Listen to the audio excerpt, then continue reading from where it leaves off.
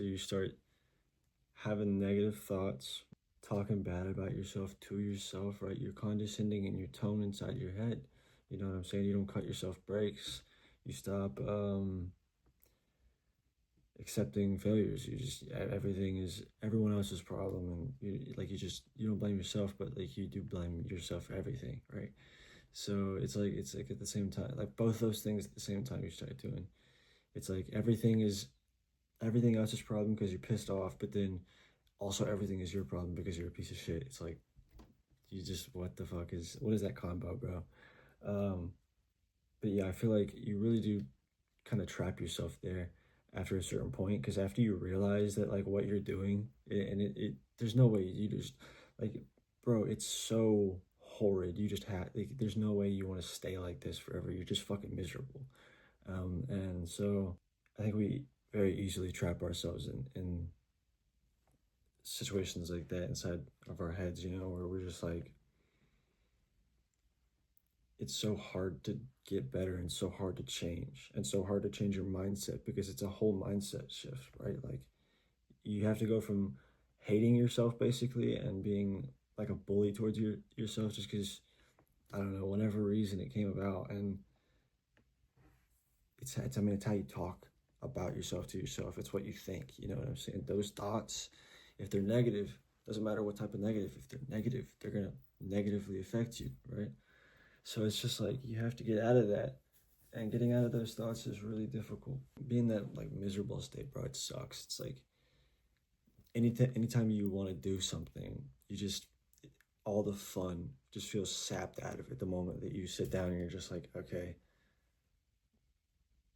and you just like don't want to. No, I don't want to do this right now. I'm gonna get back in my bed on my phone. Why would I do anything else? Because that's the only thing giving me dopamine, you know. And it's just like, but yeah, like doom scrolling, dude. It's bad. It's like at one point I was getting 6 hours a day. I remember there was one bad day. It was 9 hours. It was just like, bro, what are you doing? Like, that's 9 hours you could have spent on literally anything else. Um, and another thing that was like kind of leading up to it is I noticed like you start to lose interest in the things you like doing most, and those obsessions you once had just kind of fall into repetitive, like doing the same thing over and over again. You're not actually learning anything, you're just doing what you know. And it starts to feel like you plateau because you're not learning anything new. But that also makes it so you just like what you're doing less because you don't feel like you're doing as good.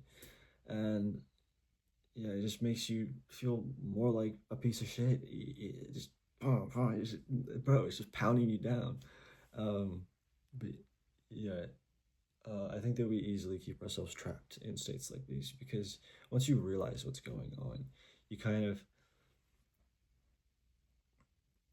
are keeping yourself there if you know it's a problem. And if you know it's a problem, you have to figure out a solution to the problem, right?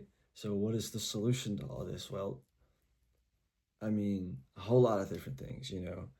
Get obsessed with something completely new that is going to just make that like your sole purpose. And I feel like that's the point, right? You have to have something to do. You have to have a goal and something to do. And if all the things that you're doing right now aren't working out, try something new. Like go for a different thing.